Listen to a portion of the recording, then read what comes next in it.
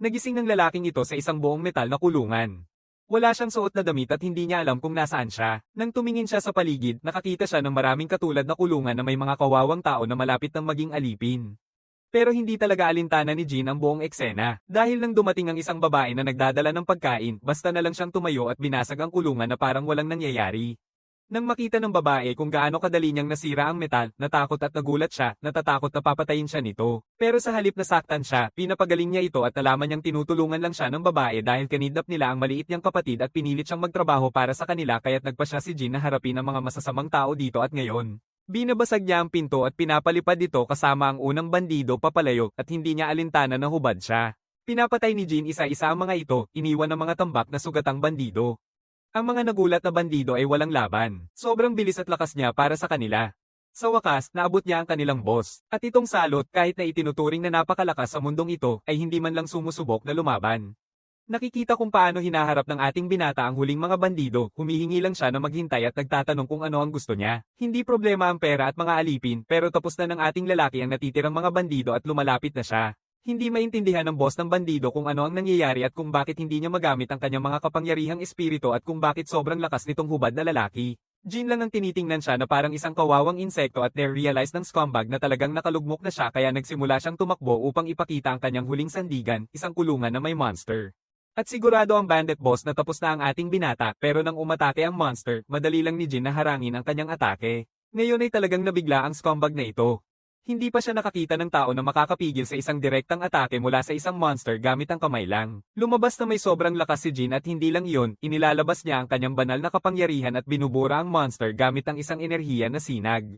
At matapos nito, bumaling siya sa scumbag na iyon para parusahan ng maayos sa ginawa niya sa mga mahihirap na kaluluwa. Pero bakit ang lakas ni Jean at paano niya nakuha ang ganitong kapangyarihan? Nagsimula ito noong 100,000,000 taon na ang nakalipas. Isang malaking kalamidad ang bumagsak sa planeta Earth, pinatay ang buong populasyon ng tao sa buong mundo. Ang binhi ng sakunang ito ay nagsimula nang magsimula ang isang misteryosong virus na nagmumutate sa mga hayop, ginagawang mga kakaibang nakakatakot na halimaw na kalaunan ay tinawag na mga corruptors. Sa loob lamang ng ilang taon, mabilis na kumalat ang sakit kaya't nawala ang 99% ng populasyon ng tao sa kalamidad. Pinilit ng natitirang mga tao na panatilihin ang kanilang depensa at labanan ang mga kalaban. Sa kasamaang palad, naging malinaw agad na walang silbi ang tradisyonal na digmaan laban sa mga halimaw na ito. Dahil sa desperasyon, nagsimula ang mga tao na mag-eksperimento sa kanilang sariling uri. Sa lahat ng pagsubok, si Jin Shi daw ang nag-iisang matagumpay na test subject na nagpakita ng totoong resulta. Kasama niya, nilikha ng mga siyentipiko ang isang contravirus na binubuo ng mga nanomachine na nilikha upang maibalik ang sirang kalikasan ng planeta. Sa kanyang bagong taglay na walang kapantay na kakayahan, naging superhuman na tagapagligtas si Jin ng mundong ito, palaging nagsusubok na protektahan ang huling natitirang mga pook ng tao. Sa huli, lahat ay walang saysay. Sobrang huli na sila, at sa huli, pumanaw na rin ang huling mga natitirang tao. Walang natitirang tao na mapoprotektahan para bang nawala na ang saysay ng kanyang pag-iral, nabigo siya sa mismong layunin kung bakit siya nilikha. Oh, hindi ba, iyan ang paniwala ng kaibigang siyentipikong si Kagura. May dahilan pa rin siyang ipagpatuloy ang laban. Kahit hindi niya mailigtas ang kasalukuyang populasyon, nananatili siyang kumpiyansa na makikinabang ang mga susunod na henerasyon sa kanyang mga kapangyarihan. Sa tulong ng mga nanomachine na nagsusugpo na sa impluwensya ng mga corruptors sa kalikasan, naniniwala siyang sa huli ay maibabalik ang Earth at handa siyang maghintay para sa araw na iyon. Dahil dito, inilagay ni Kagura siya sa isang kapsula ng hibernation na dinisenyo upang panatilihing buhay siya sa mga darating na siglo. Habang tahimik na natutulog si Jin sa estado ng pagtigil, patuloy na sinisira ng mga halimaw ang planeta. Ngunit habang ang mga dekada ay naging mga siglo, at ang mga siglo ay naging mga milenyo, ang pagbabago sa pandaigdigang kalikasan ay sa wakas ay nagsimulang lumala ng exponential. Ang mga labis na binagong nilalang na ito ay unti-unting nagsimulang bumaba ang kalagayan, pinalaya ang daan para sa mga bagong uri na umusbong. Umatuloy ang siklo ng ebolusyon sa loob ng 100,000,000 taon hanggang sa makakita tayo ng 3 bagong likhang humanoid na pilit na tumatakbo upang makalayo sa isang nakakatakot na halimaw. Nagkakagulo ng mga nakaligtas ng masalubong nila ang isang sinaunang gusali at agad na pumasok upang magtago. Pagkatapos nila, sumugod ang walang humpay na demonyong hayop papasok sa pasilidad. Nakatakda ng maging hapunan ng nilalang ang tatlo habang nakulong sa sulok at walang mapuntahan.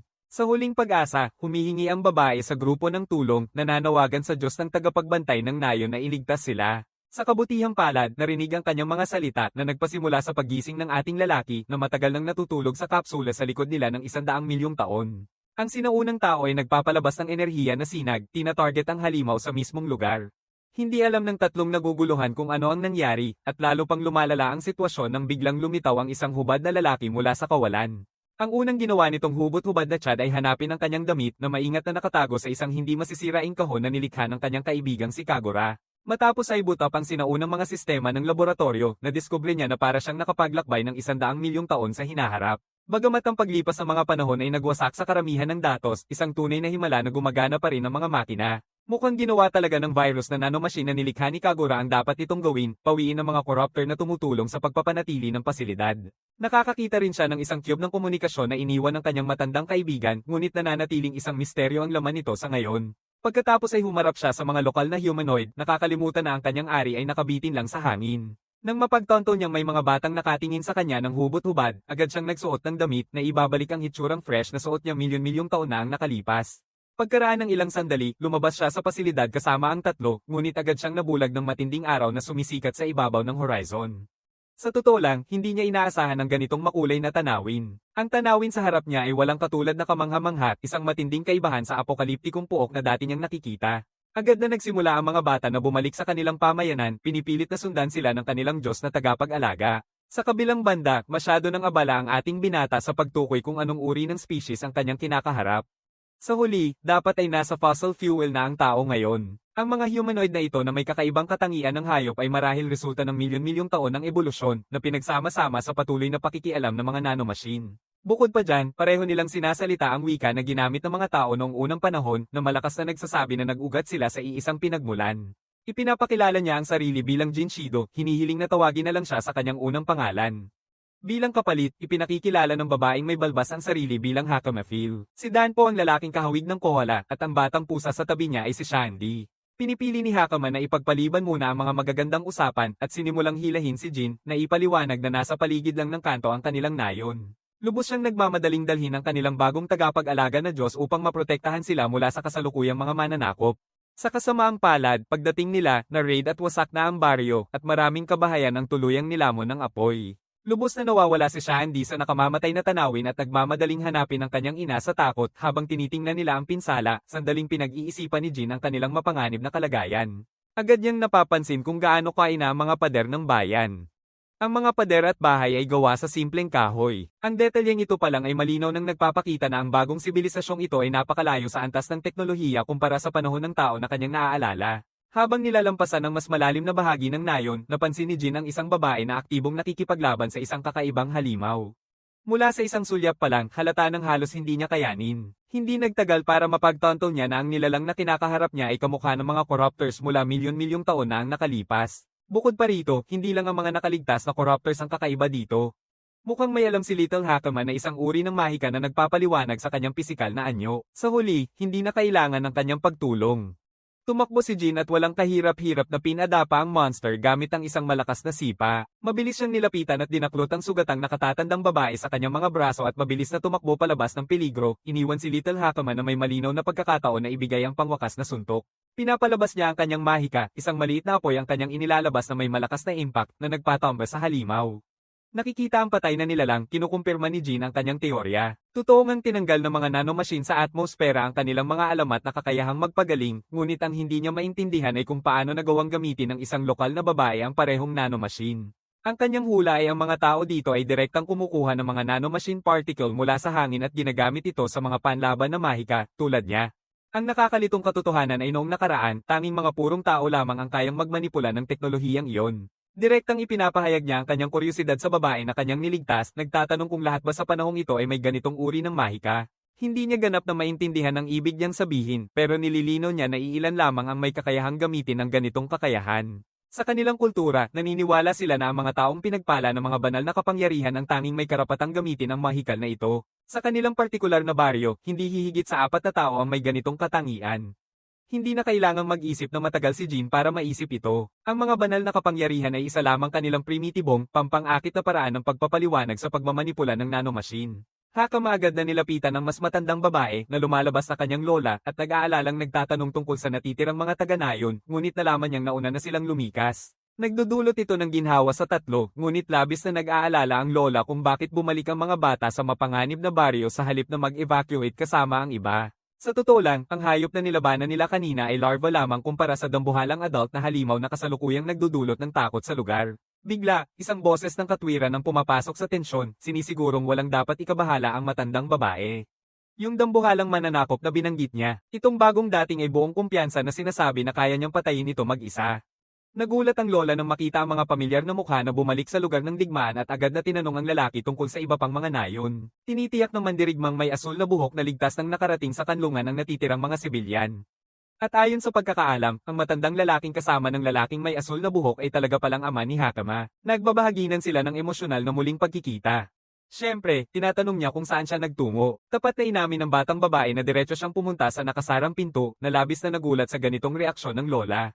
Galit na galit ang matandang babae na pumasok si Hakama sa lugar na iyon na pinanghihinaan ng loob ng Diyos. Ayon sa lokal na alamat, ang sakop sa kabila ng pintuang iyon ay para lamang sa Diyos na tagapangalaga ng baryo.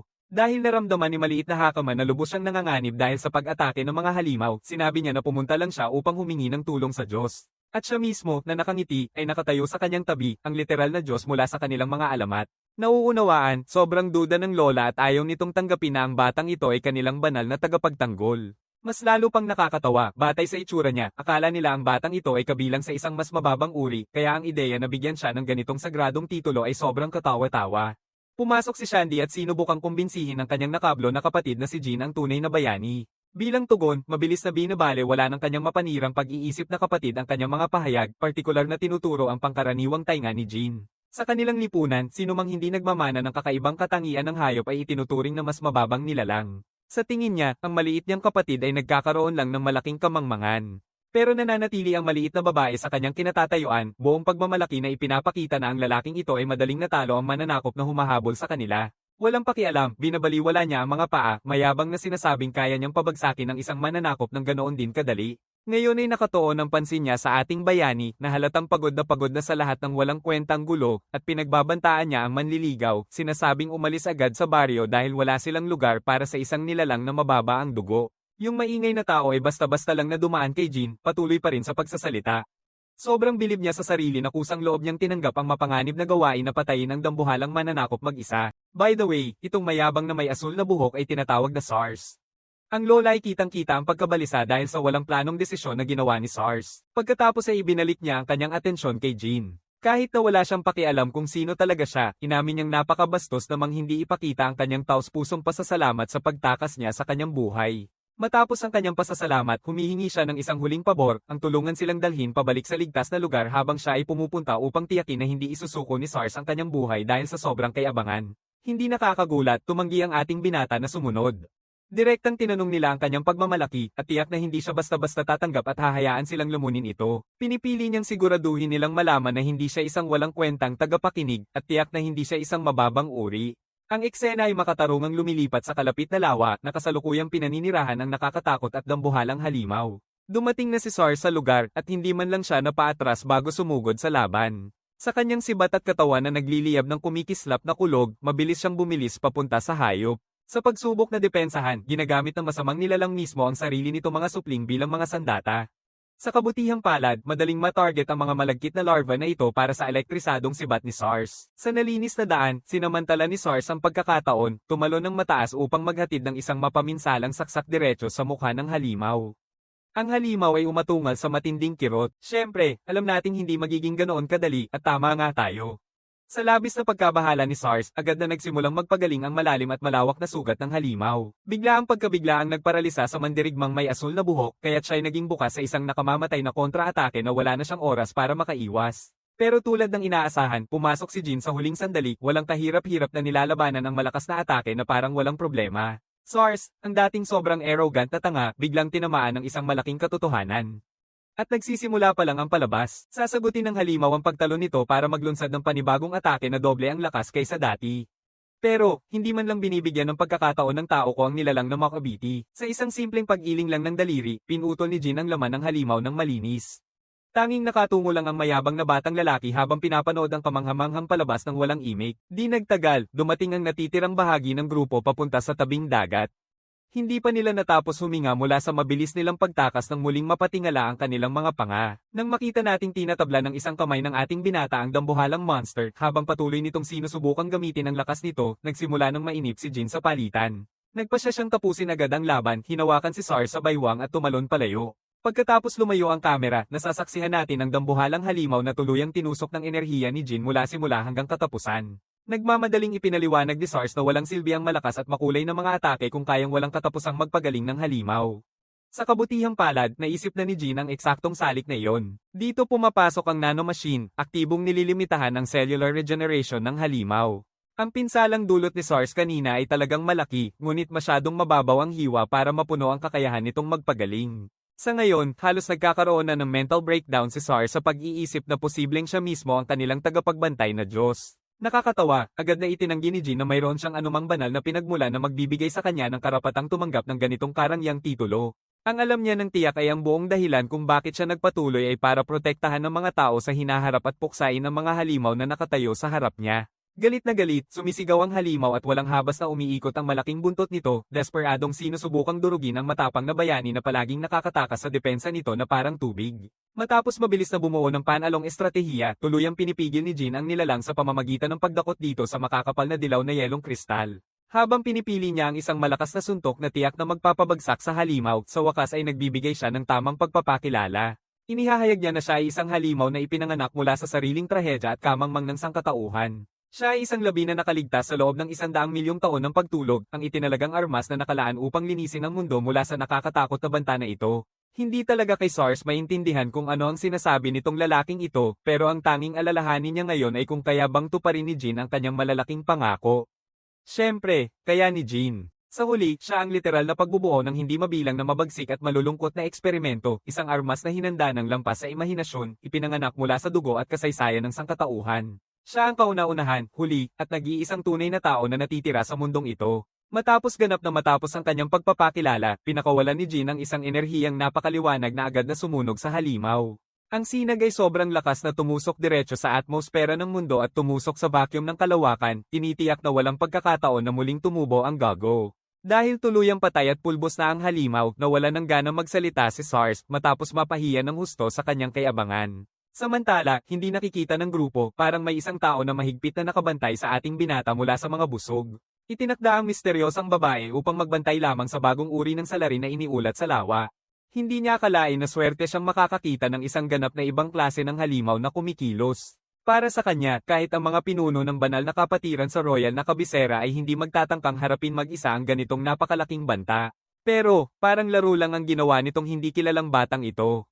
Sobrang excited ang spiya na hindi niya mapigil ang ikwento agad ang lahat ng nakita niya sa kanyang guild. Pagkatapos noon, sa huli ay pinakinggan ni Jin ang holographic na mensahe na may 1 milyong taong edad na iniwan ni Kagura para sa kanya. Sinimulan ng kanyang digital na kaibigan ng usapan sa pag-amin na marahil ay nakalipas na ang milyong taon nang mapanood ni Jin ito. Dahil sa napakalaking paglipat ng panahon na ito, desperadong nag-iisip si Kagura kung ano ang hitsura ng hinaharap ng Earth at kung tunay bang nakarecover na ang kapaligiran ng planeta. Agad niyang ibinababa ang masamang balita. Ang masasamang corruptors ay hindi kailanman tuluyang mamamatay kahit pagganap na gumaling ang mundo. At sa totoo lang, halata na iyon dahil kakalaban lang ni Jin ang isa. Ibinunyag ni Kagura na habang si Jin ay nasa malalim na pagtulog, paminsan-minsan ay pumasok din siya sa malamig na pagtulog upang masubaybayan ang unti-unting pagbabago sa buong mundo. Salamat sa pagbawi ng kalikasan, unti-unting bumaba ang kabuoang bilang ng mga corruptor. Sa kasamaang palad, habang nagbabago ang ekosistema, nagsimulang mag-evolve ang mga corruptor kasabay nito. Ang pagbabagong ito ay isang maliwanag na palatandaan na hindi kailanman ganap na maaalis ng mundo ang banta na ito. Upang labanan ito, ipinaliwanag ni Kagura na sinadyang binago niya ang henetiko ng mga bagong umuusbong na anyo ng buhay, upang bigyan sila ng kakayahang labanan ang mga corruptor sa halip na madaling mawasak nila. Bukod pa dyan, ibinunyag ni Kagura na iniwan niya ang isang malaking pagpapalakas ng lakas para sa ating binata. Oo, ang nakakatakot na syurong puno ng kumikislap na berdeng likido ay eksaktong kailangan ni Jin na direktang iturok sa kanyang mga ugat. Pagkatapos gawin iyon, agad na nagsimulang kumikislap at magningning ang katawan ni Jin ng mahiwagang enerhiya. Ang serum na kinuha niya ay nagbibigay sa kanya ng 100% na pagkakatugma sa mga nanomachine. Kapag ganap nang natapos ang integrasyon, magkakaroon si Jin ng sobrang lakas na makabuo ng mga pisikal na bagay sa pamamagitan ng pagbabago na hugis nanomachine. Ang pinakamagandang bahagi, ang pagbabagong ito ay nasa ibabaw lamang ng iceberg. Ibinunyag ng kanyang matandang kaibigan na may mga nakatagong kapangyarihan siyang katulad nito na nakakalat sa buong mundo. Sinasadyang hindi niya inilagay ang lahat sa isang lugar para kung sakaling mapabagsak ng mga corruptor ang isang pasilidad at wasakin ang lahat ng sabay-sabay. Bukod pa rito, ang paghahanap na ito ay titiyakin na kailangang maglakbay ni Jin sa buong mundo at masaksihan ng personal ang kagandahan ng bagong mundo. Inamin ni Kagura na hindi niya alam kung anong uri ng banta ang haharapin ng mga corruptor sa malayong panahong ito, ngunit tiyak siya na ang hinaharap ay mas maliwanag kaysa sa malungkot na apokaliptikong realidad na kanilang iniwan noong mga nakaraang siglo. Habang umuusad ang mensahe, ipinapakita ng holographic na projection kung gaano katanda ang mahirap na siyentipiko sa paglipas ng panahon. Isang mapait at matamis na sandali habang si Kagura ay nagpapahayag ng malalim na kalungkutan, alam niyang hindi niya na muling makikita ang magandang, muling naibalik na mundong ito para sa kanyang sarili. Matapos opisyal na ipasa ang tungkulin at ibigay ang mga responsibilidad para sa hinaharap kay Jin, nagtatapos na rin ang mensahe. Saktong dumating si Hakama at ang iba pang grupo, aktibong naghahanap sa kanilang tinatawag na Diyos na tagapagbantay. Siya at ang lalaking kohala, si Danpo, ay dumating upang dalhin siya pabalik sa nayon dahil sabik na naghihintay ang buong pamayanan sa kanya. Habang bumabalik, napansin ni Jin ang isang pamilyar na susi ng pasukan sa isang pasilidad ng pananaliksik na nakasabit sa leeg ni Hakama. Nagtataka siya, tinatanong tungkol sa pendant, iniisip kung paano niya talaga nakuha ito. Ipinaliwanag ni Hakama na noong araw pa, isang kamanghamanghang tao ang nagsabi sa kanyang mga ninuno na ipasa ito sa mga susunod na henerasyon bilang isang pananggalang na anteng-anteng. Ayon sa alamat, kapag may malapit ng panganib sa baryo, ang susi na ito ang tatawag sa Diyos na tagapagbantay upang protektahan sila. Naramdaman ito ni Jin ng labis. Nasasabik siya na nag-effort ng sobra ang kaibigan niya para ayusin ang lahat para sa kanya, kaya't labis siyang nagpapasalamat kay Kagura. Sa gitna ng nayon, nagsimula na ang isang masiglang salo-salo. Habang abala ang lahat sa pagkain at inom, sa wakas ay ipinakita ng mga bata ang kanilang tagapag-alaga pabalik sa entablado. Gayunpaman, bahagyang nagbago ang pakiramdam ng agad na magsimula ang mga nakatatandang taga-nayon na magtsismisan nang makita ang isang nilalang na mas mababa ang uri. Para sa kanilang makitid na isipan, hindi talaga maipaliwanag na isang karaniwang nilalang ang may hawak ng alamat na titulong Diyos ng tagapagbantay. Sa gitna ng malakas nilang pagdududa sa potensyal ng ating binata, biglang tumayo si SARS at pinagsabihan ng todo ang grupo sa pagtuturo ng daliri sa kanilang tagapagligtas. Kahit na anong gawin niya, naglalabas pa rin siya ng karapat-dapat na suntok. Sa huli, ang mga hipokritong ito ang mga takot na tumakbo ng mabilis nang lumitaw ang panganib. Sa panonood ng magulong palitan na ito, halos naamoy ni Hakama at Danpo ang matinding pagkukunwari na nagmumula kay SARS. Sa totoo lang, siya ang unang tao na tumawa at labis na nagduda sa lakas ni Jin ilang oras lang ang nakalipas. Lumapit ang lola ng baryo upang personal na kausapin si Jin. Nang sobra siyang damang-dama ang utang na loob, sinubukan niyang ipahayag ang kanyang taos-pusong pasasalamat sa ngalan ng buong nayon. Ang katotohanan ay kung hindi dahil sa kanyang napapanahong pagtulong, wala sa kanila ang nakatayo dyan ngayon. Ang nayon sana ay naging abo na. Tunay na sa kanyang paraan, walang pakialam na tinatanggihan niya ang papuri, sinasabi na bahagi lang ito ng kanyang trabaho. Gayunpaman, alam niya na hindi siya papakawalan ng mga taong ito nang walang ibibigay na kapalit bilang tanda ng magandang loob. Sa halip na humingi ng material na yaman, humihingi siya ng isang bagay na mas mahalaga, ang impormasyon.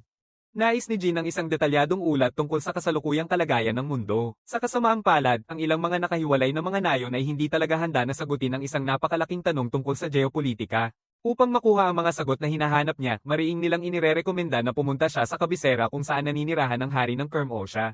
Dahil nagsasama-sama sa kabisera ang mga tao mula sa iba't ibang panig, ito ay isang malaking sentro ng pandaigdigang usapin at mahalagang impormasyon. Sinasabi nila na madalas maglakbay doon ang mga mangangalakal mula sa kanilang sariling nayon na Kodama upang magbenta ng mga espesyal na kalakal na gawa sa hibla ng silkworm na kahoy. Kahit na ang daan papunta sa kabisera ay kilala sa pagiging mahaba at mapanganib, naniniwala ang lola na magiging maayos lang si Jin dahil halata namang hindi siya pangkaraniwang tao. Pinapagawa pa nga niya si Hakama na maging opisyal niyang guide, iminumungkahi na isama siya ni Jin dahil plano na niyang pumunta sa kabisera. Dahil isa si Hakama sa iilan na may kakayahang gamitin ang banal na kapangyarihan, nais niyang mag-enroll sa prestihiyosong akademya na nakalaan sa pagsasanay ng mga gumamit ng mahika. Tunay na nagulat si Jin nang malaman na may mga formal na institusyong pang-edukasyon na nananatili pa rin sa panahong ito. Biglang naging malinaw na meron siyang isang napakalakas at tapat na tagahanga. Masigasig na nagboluntaryo si SARS na maging personal na tagapangalaga ng Diyos ng tagapagbantay sa kanilang paglalakbay. Mabilis siyang pinaputol ng matandang babae, pinaalalahanan si SARS na wala siyang dahilan para bumisita sa kabisera. Ngunit, malakas na ipinagmamalaki ni SARS na may dahilan siya talaga. Nais niyang sumali sa kagalang-galang na orda ng banal na gabi. Ngunit, alam ni Lola na ito ay pawang pangarap lamang. Walang magawa, tinuturo niya na kahit makapasok si SARS sa pangunahing akademya, malaki ang tsansa na hindi niya makakayanan ng pagsali sa prestihiyosong Holy Knight Order. Nagulat si Jin. Kung ituring si SARS bilang isang makapangyarihang tagapagpaganap ng Diyos, inakala ni Jin na madali lang nitong makakayanan ang proseso ng pagtanggap.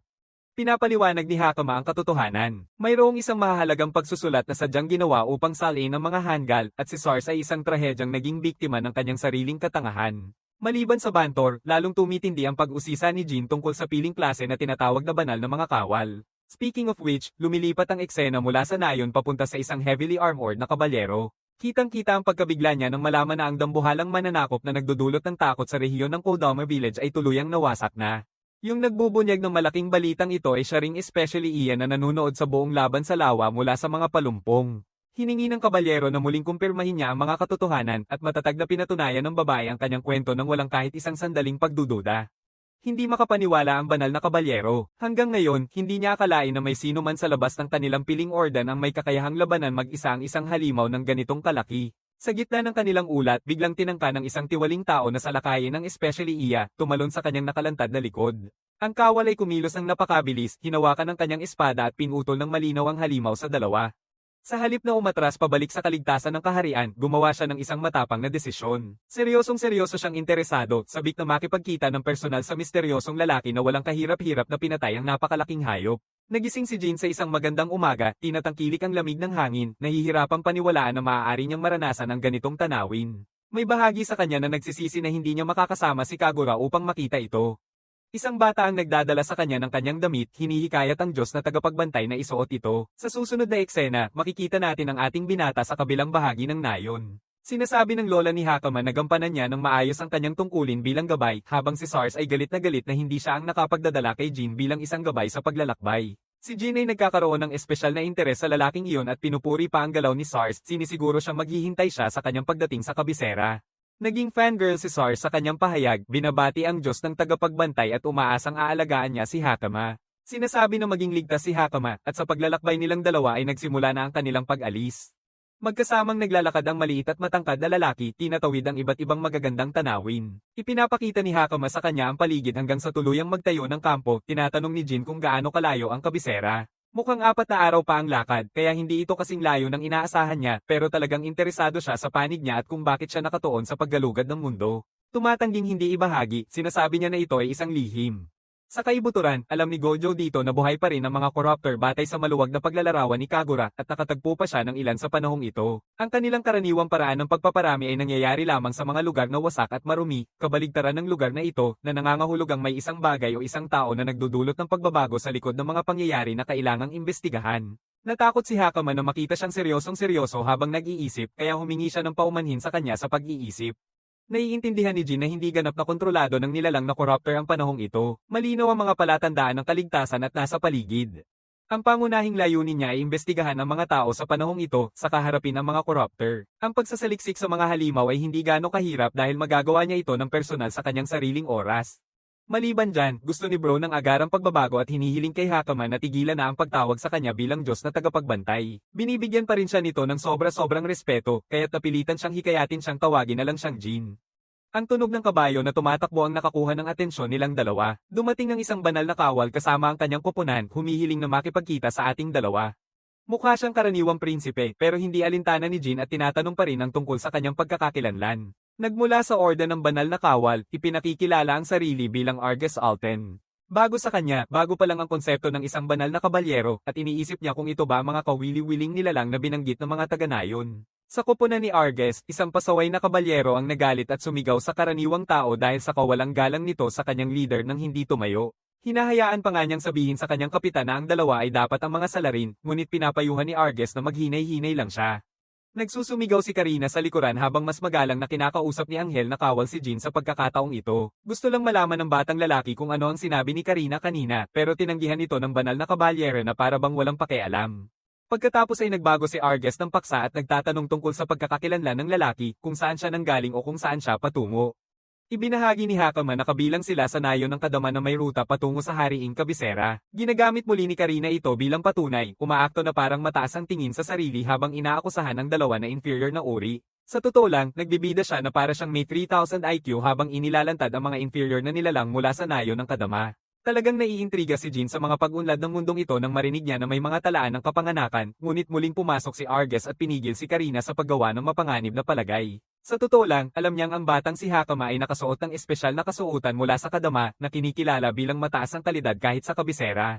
Hindi nagsusuot ng ganitong maharlikang damit ang mga bata sa nayon, kaya't nakatitiyak na talaga silang taga-nayon, pinatutunayan na naman na mali si Karina. Kahit sigurado siya sa babae, inilabas ni Arges ang kanyang espada at itinuro ito sa lalaking nakatayo sa harap niya, sinasabing siya ay iba sa iba. Una, hindi pa niya nakitang suot ng lalaking ito ang damit niya, kaya't nagtatanong kung saan siya nagmula.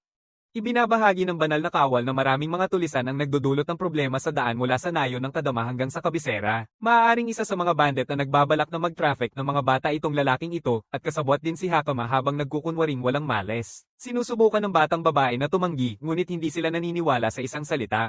Nang hindi nag-iisip, sumugod si Hakama sa isang atake, ngunit napalibutan siya ng ilang mahikal na espada na nakapako sa kanya mula sa lahat ng direksyon. Nakakuha siya ng papuri mula sa banal na kawal dahil sa kanyang banal na kapangyarihan, habang ang ating binata ay humahanga sa lakas ng isang banal na kawal. Malakas ang kakayahan ni Arges, kitang-kita ni Jin agad, at ngayon na nasa posisyon siya ng tunay na kapangyarihan, hinihingi ng banal na kawal ang paliwanag kung saan nagmula ang lalaking iyon. Ang impormasyong iyon ang magiging batayan kung papayagan nating mabuhay ang ating binata o hindi, ngunit sa narinig lang niya iyon, nakatitig si Jin sa kanya na parang gustong pumatay. Malakas ang tensyon, ngunit sa huli, nagpa siya ang bro na huwag nang sundan ang kanyang nararamdaman at simpleng humingle na nagmula siya sa nayon ng Kadama. Tumatalon si Karina para tawagin siyang sinungaling sa harap niya, ngunit taos-pusong tinatanggap ni Arges ang paliwanag na ito at ibinaba ang kanyang sandata. Ito ay isang nakakagulat na pagbabago, lalo na nang malapit na magbanta ng kamatayan ng lalaki. Ang banal na kawal ay ramdam na hindi nagsisinungaling si Jin, habang opisyal na idineklara ni Hakama si Jin bilang Diyos na tagapag-alaga ng nayon. Nakakaaliw ang konsepto ng guardian god para sa banal na knight, ngunit hindi niya ito pinapansin at nagpa siya ng umalis. Bumalik siya sa kanyang kabayo, humihingi ng paumanhin sa kanyang pagiging bastos. Talagang ginagawa ni Arges ang lahat ng iyon bilang bahagi ng kanyang trabaho. Nauunawaan ng kapitan na magkikita sila sa kabisera sa hinaharap. Sa katunayan, binibigyan pa nga niya sila ng pagkakataon na hanapin siya kapag nalagay sila sa kagipitan. Sa pagsasabi niyon, agad siyang umalis na nagpapahiya kay Karina na gusto sanang may seryosong nangyari. Kahit si Jin ay mukhang naguguluhan sa sobrang psychotic na pangangailangan ng drama nitong babae. Sa susunod na eksena, makikita natin ang grupo na papunta na sa kanilang susunod na destinasyon. Pinipilit ni Karina ang sarili ng walang dahilan, binibigyang diin na kainahinala si Jin at hindi nila dapat pinayagan na makatakas ang mababang uri na ito. Nakatitig sa kanyang lalamunan ang salitang kahinaan. Pinagtatawanan ni Arges ang babae dahil hindi niya alam kung sino sa kanila ang tunay na mas mababang uri. Pumayag si Rhea sa kanyang iniisip na ikinagulat ni Karina. Sa katunayan, binibigyang diin niya kung gaano kalaki ang agwat na parang Diyos sa pagitan nila at ng lalaking kanilang kinakaharap noon. Talagang sinubukan ni Arges na kumilos ang 3 beses sa isang pagkakataon, ngunit hindi kinaya ng kanyang determinasyon iyon. Naramdaman niya na gagawin ni Jin na nakalagay ang kamay sa bulsa, ang gagawing hakbang agad-agad at naagapan niya ito bago pa man magawa ang kilos. Ngayon hindi ko na alam kung ano ang ibig sabihin niyan, pero ang galing ng ginawa ng ating pangunahing tauhan. Sa totoo lang, sinubukan pa ni Arges na gumamit ng banal na kapangyarihan, pero sa harap ni Jin, hindi pa man ito nag-activate, kinilabutan si Karina. Yung parehong galaw na ginamit niya laban kay Hakama at madaling naipit siya ay hindi man lang umepekto sa kanya. Sinubukan din ni Rhea na gawin ng pareho, ngunit nabigo rin na nagpapahiwatig na may malaking agwat sa lakas nila kumpara sa isang halimaw tulad ni Jin. Ganyang gawain, kahit sa paningin ni Arges, ay maaari lamang magawa ng pinakamataas na pinuno sa Night Order. Rhea at Karina ay nagtawanan, hindi alam ng hanggal na babae kung gaano sila kalayo sa kanilang antas noong panahong iyon. Ipinapaliwanag ni Prince Charming na kakakilala lang nila sa isang halimaw, isang kakaibang anomalya na iba sa karaniwan, at ayos lang kung nagkamali si Karina dahil bago siya sa kanilang unit. Sa taong pumatay sa mananakop ng nayon ng Kadama, pinaghihinalaan ni Arges na iisa lang ang gumawa nito. Sa tingin ni Karina, delikado ang sitwasyon, pero matalino ang kanyang kapitan at naniniwala siyang mapanganib ang umatake sa isang tao nang walang sapat na impormasyon tungkol dito. Iniisip din niya na chill si Jin kahit na passive siya, at sa ngayon ang goal nila ay makabalik sa Royal Capital dahil hindi na kailangan ng kanilang pakikilahok. Ang huling na pag-usapan nila ay ang pagpapabatid sa guild tungkol sa sitwasyon ng mga tulisan, at sa isipan ni Arges ay naiwan siyang estranghado sa karakter na guardian god ng Kadama Village. Kung sana'y maging kaalyado nila ang lalaking iyon, maaaring masolusyonan nito ang maraming problema ng kanilang bansa. Sa susunod na eksena, muling naglalakad ang ating binata kasama si Hakama, binanggit kung paano nila nakatagpo ang isang kawili-wiling tao kamakailan. Nagtataka siya kung kasing lakas ba ng nakilala nilang banal na kawal ang lahat ng banal na kawal, pero nilinaw ni Hakama na si Arges ay kakaiba. Kahit sa hanay ng mga kawal, tanging ang pinakamagaling lang ang tinatawag na banal na kawal upang maging kanilang mga leader.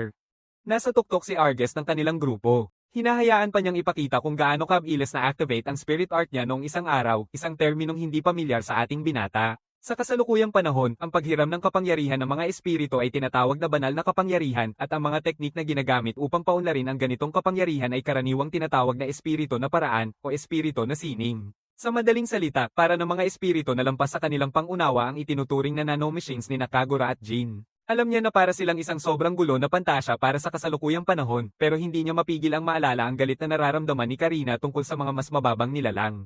Nakuha ni Jin ang interes sa salitang iyon at natutunan na sa kasalukuyang panahon ay may iba't ibang lahi ng tao. May mga kahalintulad din ng mga insekto at isda, at ayon sa mga salita ng kanyang lola, maaaring may isang lahi na nakatira lamang sa tubig o sa ilang partikular na lugar.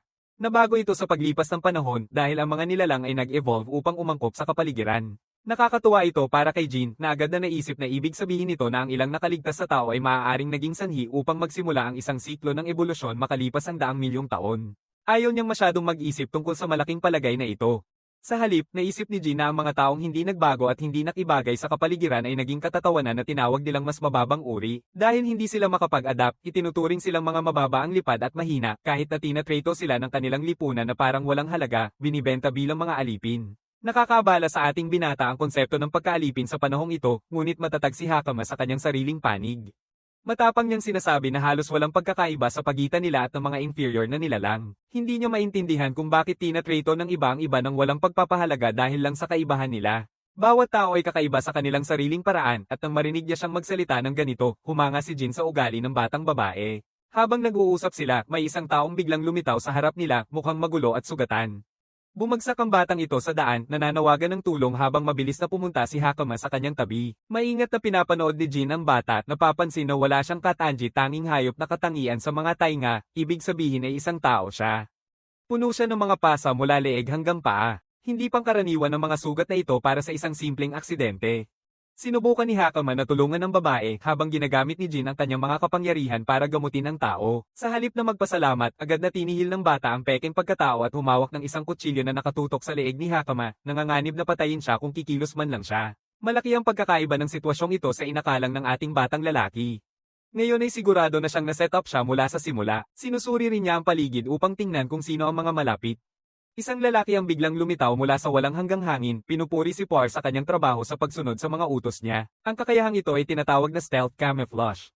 Ito ay gumagana dahil sa nanomachines na sumisipsip ng mga larawan mula sa paligid at ginagamit ito upang makalikha ng isang balabal ng kawalang silbi. Ang tanging kahinaan ay nawawala ang pagiging invisible kapag gumalaw, pero magaling gamitin ng mga ito. Pinipili ni Kapitan na pang-uuyam si Jin, tinatawag siyang mas mababang uri at dahil lang sa maganda niyang kasuotan. Tinanong din niya kung saan nanggaling si Jin, ngunit matigas ang mukha ng ating binata at hindi sumasagot. Nanginigil na si Hakama habang nanganganib na sinasabi ng Kapitan na papatayin niya ang babae kung susubukan itong gumalaw kahit kaunti. Muling kumilos si Hakama gamit ang kanyang kakayahan, ngunit pinigilan siya ng ating binata na tumigil agad. Ayaw niyang gamitin niya ang ganitong kapangyarihan laban sa mga tao na nagpapahiwatig na delikado ito. Hindi alam ng batang babae ang gagawin, habang si Kapitan Bandit dito ay nag-enjoy ng todo nang mapagtanto na may banal ding kapangyarihan ang bata. Tinanong nila si Jin kung kaya rin niyang gamitin ang ganitong lakas, pero gusto lang magpasaya ni bro kaya nagkukunwaring isang misteryo na kailangang tuklasin. Galit na galit, sinipa siya ng maton, pinaalalahanan ng mababang uri na manatili sa kanyang lugar. Inisyal na hindi sang-ayon ng kapitan sa pagtatangkang sakta ng kanyang tauhan ang kanilang mga kalakal, ngunit hindi rin naman nila inaasahan na makakabenta sila ng mataas na presyo. Hindi man lang nila iniisip na si Jin ay maaaring may banal na kapangyarihan dahil sa itsura niya na parang isang mababang uri lang. Sa parehong oras, nagsisimula ng maunawaan ni Hakama na sila ang mga bandido at mangangalakal ng alipin na pinagbantaan ni Arges. Inilalabas ng leader ng mga tulisan ang sarili niyang sumpa upang unahin ang babae habang nag-aalala si Hakama na baka sila ay makuha at ibenta bilang mga alipin sa ganitong kalagayan. Sa susunod na eksena, nakakatawa, gin-icing ni Jin siya mula sa kanyang mahimbing na tulog. Wala siyang suot na kamiseta dahil ninakaw ng mga tanga na ito ang lahat ng kanyang gamit, iniwan lang ang kanyang brief. Mukhang ayos naman si Hakama, pero tunay siyang curious kung nasaan sila. Parang isang uri ng pasilidad kung saan inaalagaan ng iba pang mga alipin. Ipinaliwanag ni Jin na ito ang taguan ng mga tulisan at tinuturo pa ang mga nauna ng nahuli nila. Mukhang magulo ang mga ito, karamihan ay mga mababang uri.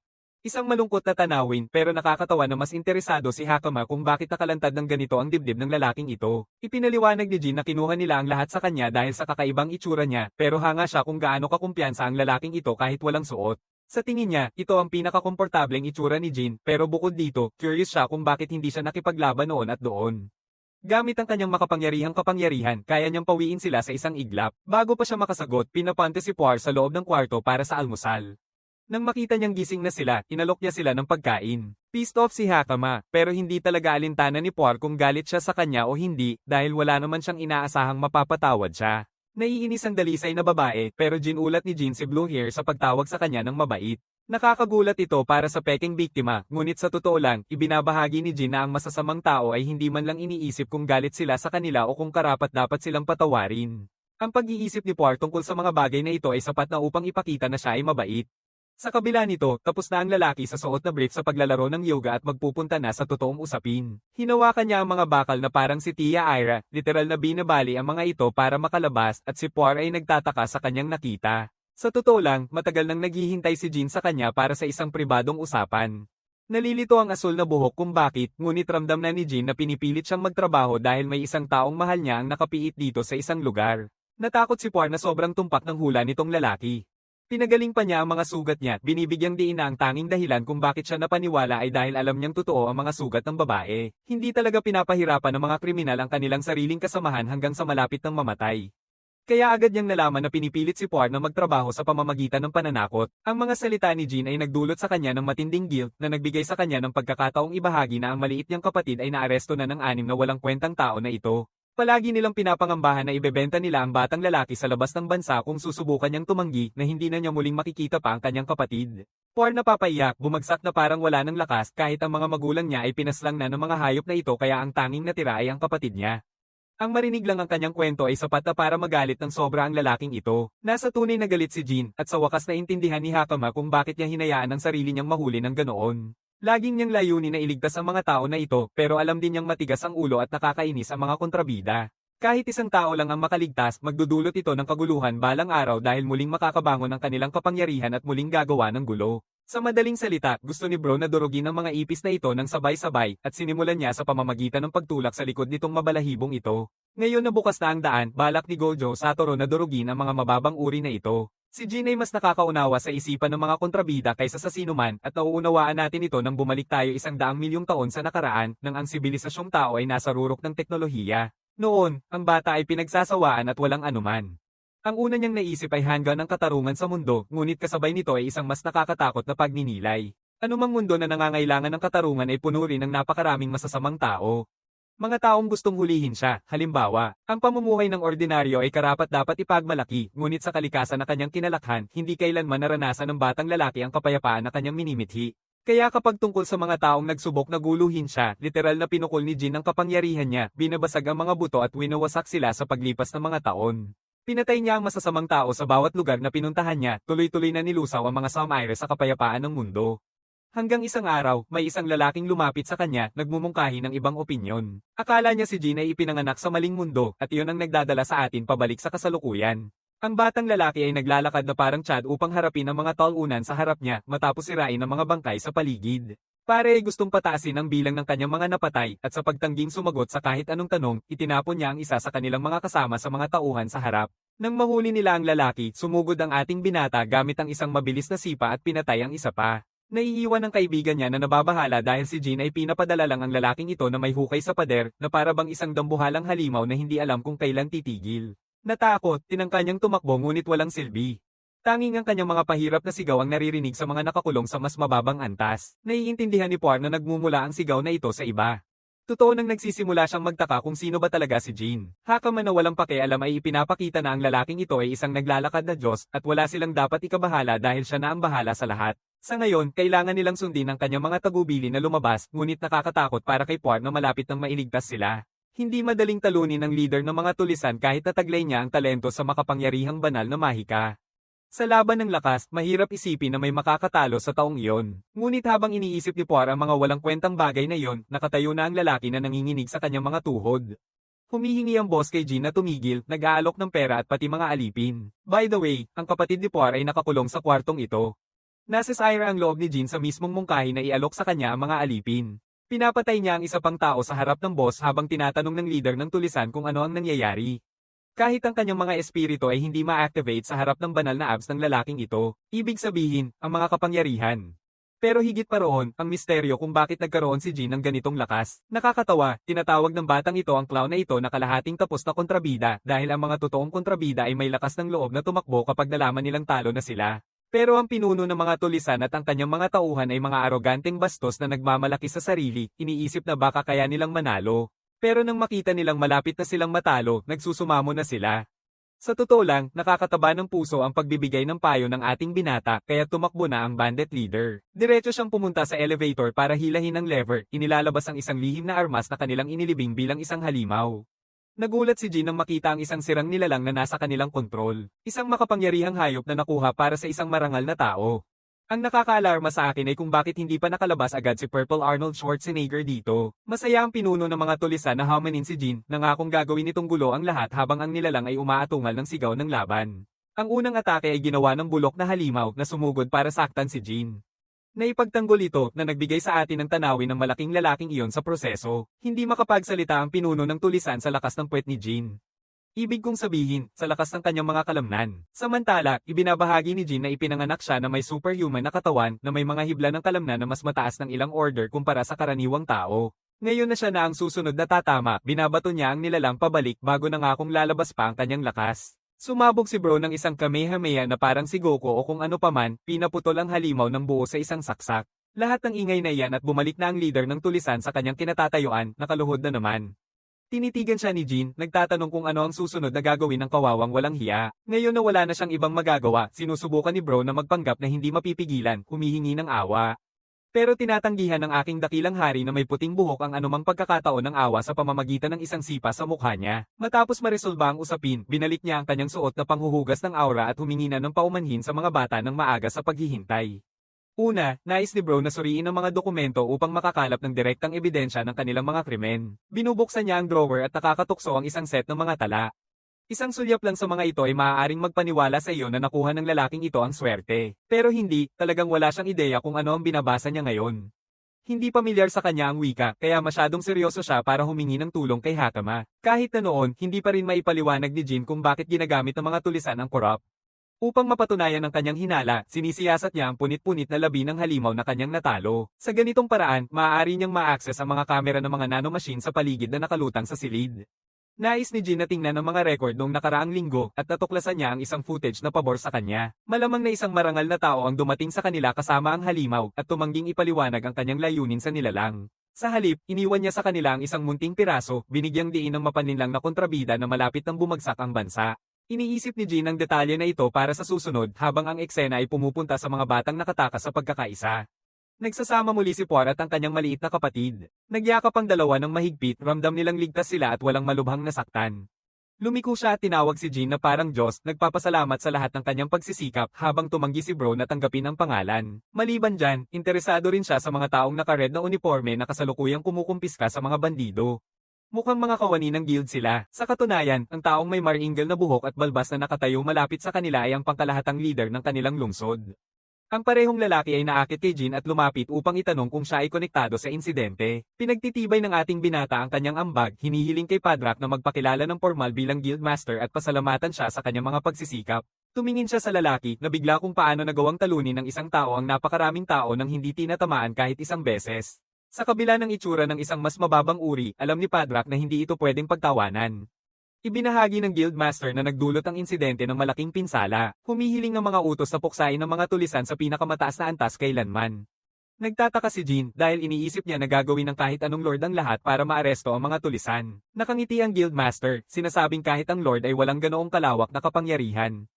Ang pakikitungo sa mga krimen ay itinuturing na tungkulin ng mga kasapi ng guild, yaong mga nanunumpa ng kanilang katapatan sa hari. Kahit pa man gumawa ng krimen si Lord Chapayon, ang tagapagmana ng lupa, kailangang iulat nila ang sitwasyon sa hari, kahit na parang hindi ito malamang. Padrak ay kumpiyansa sa kanyang palagay, habang si Jin ay ikinumpara ang sitwasyon mula sa 100,000,000 taon na ang nakalipas, na pagtatanto na ang isang lord ay katulad ng isang alkalde at ang guild ay kumikilos na parang pulis. Kahit pa ganong katindi, hindi madaling pagkatiwalaan si Lord Chapayon.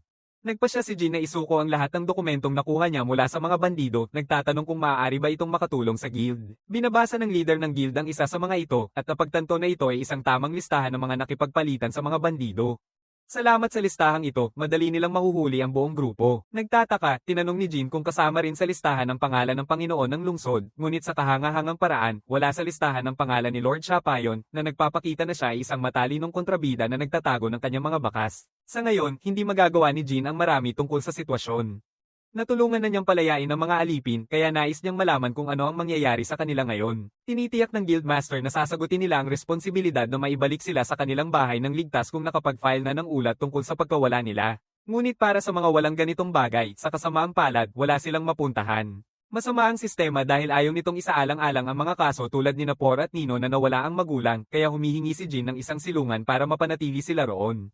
Nakakagulat, wala pang silungan sa bayan sa panahong ito. Mahihirapan si Padrak na makahanap ng trabaho para sa mga batang ito dahil pareho silang itinuturing na mababa ang katayuan, kaya nakasimangot ang mga bata habang nadidismaya si Jin na pareho lang ang lahat sa mundong ito. Ayaw niyang iwanan ng mga batang ito mag-isa kahit na wala namang mapagkakitaan.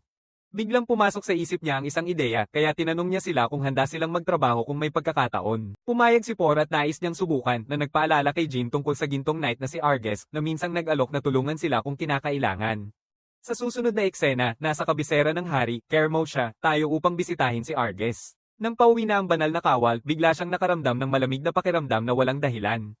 Pagdating sa kanyang tirahan, sinabihan niya ang grupo na magpahinga muna para sa araw. Bumabalik si Arges sa kanyang kwarto. Tinatanggap siya ng isang grupo ng mga katulong at alalay na may pagmamalaki at karangalan. Ang unang ginawa niya ay magtanong ng update at mula sa mga reaksyon ng kanyang mga alalay, naisip ni Banal na Kawal na may nangyaring hindi maganda. Humihingi ng paumanhin ng butler sa abala sa kanyang amo sa kanyang pagbabalik habang pinapanood ng kanyang kapatid mula sa itaas ang eksena ng may nakasisiglang tingin. Tumatanggap si Arges ng ulat at biglang sumakit ang ulo niya. Mas malala pa sa inaasahan niya ang sitwasyon dahil parang may pumasok na mananakop sa loob ng kabisera at nagsimula ng kaguluhan. Mas mahalaga sa kanya kung paano nakapasok ang hayop kundi sino ang tumulong na paandarin ito sa loob ang tunay na problema. Ang pinakamalapit niyang palagay ay mula sa Harnask Academy, isang lugar na puno ng mga kainahinalang tao na nagbabalak na pumatay sa kanila. Sa kabila nito, nangangailangan siya ng mga kasama upang kontrolin ang sitwasyon sa kapital at sa panahong ito, muling nagpatuloy si Jin at ang kanyang grupo sa kanilang paglalakbay patungo sa kapital. 3 araw ang lumipas sa misyon ng pagpatay. Nagsimula nung magtaka si Por kung may tunay bang trabaho para sa mga mababang uri tulad nila sa kapital. Bilang isang mabuting tao, sinisiguro ni Jin na malaking kalamangan na sa kanila ang kanilang kakayahang magbasa at magsulat, kaya hinihikayat niya ang bata na magtiwala pa sa sarili. Sa kabilang banda, itinuturo ni Hakama ang malayo, sinasabi na malapit na ang kabisera. Laking gulat ng ating batang lalaki nang masdan niya ang kahangahangang ganda ng Royal Capital. Pagsapit ng gabi, nakarating na sila sa loob ng kabisera, puno ng tao ang paligid. Ibinunyag ni Hakama na umaasa ang kapital sa mga import kaya't available dito ang lahat ng uri ng kalakal, pati na ang kasuotang kadama na nabanggit nila dati. Natutunan ni Jin na maging interesado at napapansin din niya ang maraming mutant na insekto dito. Maraming uri ng lahi ang makikita na nagpapakita kung paano sila nagkakaiba-iba ang pag-unlad. Maayos ang mga kalye at ligtas ang kapital, pero kahit ganito, may mga nakakadiring bahagi pa rin. Iniisip ni Jin na bawat panahon ay may sarili nitong problema. Tinanong niya si Hakama tungkol sa entrance exam ng akademya at nalaman niyang gaganapin ito sa susunod na linggo. Maghihintay sila hanggang sa simula ng pagsusulit, ngunit sa pakikinig sa usapan nila, naiisip ng isang blondeng babae kung interesado ba ang grupong ito na pumasok sa Harnask Academy, lalo na't parang mas mababa ang uri nila. Dumarating kami sa mga kwarto ng hotel kung saan sumalpok si Hakama at Nino sa mga komportableng kama. Sa wakas, makakatulog na sila sa isang tamang lugar na natupad ang unang layunin ni Jin na makarating sa kabisera. Naisip niya kung ano ang dapat niyang gawin pagkatapos dahil kahit na ito ay isang bagong panahon, kailangan pa rin niyang humanap ng paraan para kumita ng pera at makaligtas. By the way, kuya nakakuha siya ng malaking pera para sa pagpatay sa mga tulisan pero alam niyang hindi ito magtatagal sa kanya lalo na't silang 4 lang. Pagkatapos ay ang dagdag na problema ay ang paghahanap ng trabaho para sa mga batang ito at isang agarang solusyon dito ay ang pakikipagkita kay Arges. Gayunpaman, sa ngayon ay wala pa silang alam tungkol sa lokasyon ng lalaki o kung anong mga koneksyon na maaaring magdala sa kanila sa kanya. Pinag-iisipan ni Jin ang iba't ibang mga opsyon, unahin ang investigasyon sa mga corruptors. Alam niya na may mga tao sa panahong ito na sinusubukang samantalahin ang mga halimaw na ito para sa kanilang sariling layunin. Ang mga corruptor ay likas na mapanganib ng mga nilalang kaya hindi sila maaaring pabayaan. Sa pagkakataong ito, ayaw niyang hayaan muling mawasak ng tuluyan ang mga buhay. Sa halip, tanong niya kay Hakama kung ano ang ginagawa ng mga tao sa bansang ito kapag kailangan nilang magsaliksik. Mukhang nagbabasa sila ng mga libro tungkol dito o kumukonsulta sa isang eksperto. Medyo mahal din ang mga libro mismo. Kahit sa baryo, kailangan nilang magbasa ng mga libro ng sabay-sabay para lang ma-afford ang mga ito. Sa parehong oras, ipinagmamalaki ng kabisera ang isang kamanghamanghang aklata na nagpapadali sa pananaliksik. Gusto ni Jin ang ideyang iyon dahil magagamit niya ang library na iyon para sa kanyang pakinabang at makahanap ng mga palatandaan tungkol sa laboratorio na iniwan ni Kagura. Sa susunod na eksena, nasa harap ng reception si Bro, ngunit mariing tinatanggihan siya ng babae na gamitin ang pasilidad. Dahil itinuturing na sagrado at pag-aari ng bansa ang mga libro, hindi basta-basta pinapayagan ng sinuman na pumasok ng malaya. Tanging mga estudyante ng isang kinikilalang akademya o mga may lupa ang pinapayagang gumamit ng ganitong lugar na lalo pang nagpapahirap sa sitwasyon ng ating binata. Hakama nakakatawang pinaalala kay Jin na hindi pa marunong magbasa si Bro sa kanyang kasalukuyang kalagayan. Kahit na nagsisikap siyang matuto ng mga letra, aabutin pa siya ng ilang panahon bago niya lubos na maunawaan ang wika. Pare, nagkukuskus siya ng ulo na para bang may exam siyang kailangang paghandaan habang dalawang lalaki sa balabal ang tahimik na pinagmasdan sila bilang bahagi ng kanilang misyon. Dumating sila para makipag-usap kay Jin, pero sa totoo lang, nagsimula ang usapan sa isang marahas na suntok. Agad niyang niyayakap ang kanyang kamao habang tinutukso ang lalaki na may kamanghamanghang asal sa kanyang pagpapakilala. Walang kwenta ang kaligtasan ng lungsod kapag may mga umaatake ng ganito, pero nananatiling arogante ang lalaking ito at pinipigilan ni Jin ang kanyang kamao sa ere, tinutulak palayo ang isang malakas na magic blast. Pinupuri siya sa kanya dahil sa matalim niyang pakiramdam habang hindi maipaliwanag ni Puar kung paano nagagamit ng mga lalaking ito ng hayagan ang banal na kapangyarihan sa gitna ng isang sibil na lugar. Gusto ng batang ito malaman kung ano ang problema nitong mga talunan at agad niyang napagtanto na may naka-priority sa kanyang ulo. Pero sa kabila nito, pabor pa rin ito sa kanya kahit na pinagbabantaan ng mga bully na umalis na sa kapital si Jin kung ayaw nilang makipagsapalaran. Hindi talaga gumagalaw si Jin sa kanyang posisyon, iniimbitahan ng lalaki na subukang atakihin siya muli, ngunit agad niyang nahuli ang kamao nito at tuluyang pinakawalan sa matigas na lupa. Matapos bigyan ng leksyon ng isa sa kanila, tumingin siya sa isa pa na nagbabaril ng magic blast papunta sa kanya. Tumangging tumakbo si Jin at hinarang ang apoy na atake ng harapan, kaya akala ng lalaking ito na nakasakit siya ng malaki. Ngunit mula sa usok ay lumitaw ang isang kamay, agad nitong niyayakap ang lalaki at itinaas siya na para bang walang bigat. Sa seryosong tono, tinutukso ni Jin sila sa kanilang kawalang silbi at hamanin sila kung sakaling may lakas pa silang subukan. Talagang si Bro ang Gojo Satoru ng kwento na ito. Samantala, tinatanong ng biktima kung paano nagagawa ng isang mababang uri ng nilalang ang ganitong kalakas. Biglang huminto ang isang orden ng kabalyero sa laban. Si Corina ang mainis na kailangang guluhin ang araw niya para sa gulo na ito. Hindi man lang pinapansin ng babae ang mga salarin na nanakit kay Jin, gusto lang niyang ikulong si Hakama at ang ating binata ng isang beses at magpakailan pa man. Sa kabila nito, nagdulot siya ng ingay na umakit sa atensyon ng isang konektado kay Arges, kahit nakasalukuyan siyang sumisigaw sa mukha niya. Matapos maputol ang isang laban sa kalye, napansin ni Corina si Jin at agad na natuwa dahil naniniwala siyang nahuli na niya ang mababang uri na si Jin na muling nagdudulot ng gulo sa lungsod. Malapit na sana siyang magpaliwanag, ngunit isang demi-human na manunood na nakatayo sa malapit ang lumapit sa kanya at aminin na nakita niya ang lahat ng nangyari. Ipinaliwanag ng tagapanood na si Jin ang unang inaapi at siya ay nagdepensa lamang sa laban. Nang tignan ni Corina ang mga mukha ng mga umaatake, agad niyang napagtanto na sila ang mga karaniwang hanggal niyang kabataang pasaway mula sa Harness Academy. Tahimik siyang umaasang hindi na naman kasali sa gulo ang nakababatang kapatid ng banal na kapitan. Tinanong ni Jin kay Corina kung nag-iikot siya ngayon at tinanong niya ito na binibigyang diin na akala niya karaniwang ang mga kasapi ng guild ang humahawak ng ganitong mga gawain sa lungsod. Sinasagot ni Corina na abala lang siya sa kanyang panggabing tungkulin na panatilihin ang kaayusan habang papunta siya sa isang kafe malapit. Ngayon na personal niyang nakita si Jin na talunin ng madali ang ilang malalakas na estudyante mula sa akademya, nagsisimula ng maramdaman ni Corina na maaaring tama ang mga naunang hinala ng kanyang kapitan tungkol sa tinatawag na mababang uri na tao. Pagkatapos ay nagtatangkang magpaliwanag at hilingin kay Jin na iwasan na naman ang gulo, ngunit hindi niya pinapayagan si Jin na makaalis ng ganoon lang at sa halip ay ginamit ang pagkakataon na hingin sa kanya na samahan siya upang makilala niya si Kapitan Arges. Pagkatapos makipagkita sa wakas sa Kapitan Arges ng ikapitong dibisyon, diretso siyang nagtatanong kung maaari silang kunin, naaalala si Arges na siya ang nag-alok noon ng tulong. Nang tanungin ni Arges tungkol sa mga batang sumama sa kanya, ipinaliwanag ni Jin na nakaharap niya ang mga bandido na hinahanap ni Arges at nagawang hulihin sila bago ihatid sa guild. Natatakot si Arges dahil nahihirapan siyang paniwalaan na isang inferior na uri ang makakagawa niyo ng napakabilis. Ipinaliwanag ni Jin na dinala niya si Nino at ang kanyang nakababatang kapatid na si Puar dahil wala na silang ibang mapagkakatiwalaan at pinapahirapan sila ng mga tao dahil itinuturing silang mas mababang uri. Dahil dyan, tinanong ni Jin ang kapitan kung maaari siyang mag-ayos ng trabaho para sa kanila. Ipinaalala ni Kapitan Arges sa sinaunang tao na wala siyang obligasyon sa kanila, ngunit iginiit ni Jin na handa siyang akuin ang responsibilidad sa mga bata dahil siya ang nagligtas sa kanila. Nakita ni Arges na kawili-wili ang dahilan habang nakatingin ang mga bata sa kanilang tagapagligtas na may pag-asa. Mabilis na nakaisip ang kapitan at naisip ang gamitin ng mga bata bilang panakip sa usapan. Maingat niyang sinasabi kay Jin na papayagan niyang manatili ang mga bata sa kanyang bahay at magtrabaho doon kung pumayag si Jin na maging guro sa akademya. Tinatanggap ni Jin ang kondisyon ng hindi masyadong iniisip at agad na pinalitan ng mga bata ng mga damit ng katulong. Puartaos pusong nagpapasalamat sa kapitan habang iniutos ng kapitan sa iba pa niyang mga katulong na turuan silang maayos at tiyaking walang diskriminasyon na mangyayari. Habang nilalakad ni Jin kasama si Arges, tinanong niya ang kapitan kung anong klase ng pakinabang ang kasali sa pagiging instruktor niya. Inilalarawan ni Arges na kahit wala siyang tiyak na ideya kung saan nagmula si Jin, nararamdaman niya na mapagkakatiwalaan siya. Pagkatapos ay direktang pumunta ang kapitan sa tunay na punto at sinabing gusto niyang pasukin ni Jin ang Harnask Academy. Naging seryoso si Jin at humingi ng malinaw na paliwanag, kaya nagsimulang ilarawan ni Arges ang kasalukuyang laban sa kapangyarihan sa loob ng kabisera. Ayon sa kanya, ilang grupo ang nakikipagkutsaba sa isang tahimik na malamig na digmaan para sa kontrol sa trono dahil ang hari ay malubhang may sakit at maaaring pumanaw anumang sandali ngayon. Dagdag pa niyang ipinaliwanag na bukod sa karaniwang labanan para sa trono, may mga tao ring walang lehitimong karapatan ngunit nagnanais pa ring agawin ang kapangyarihan. Mukhang sobrang mapanganib ang mga taong ito at ginagamit pa nila ang mga corruptor na tinatawag ng mga mananakop sa panahong ito bilang mga armas para itulak ang kanilang mga plano.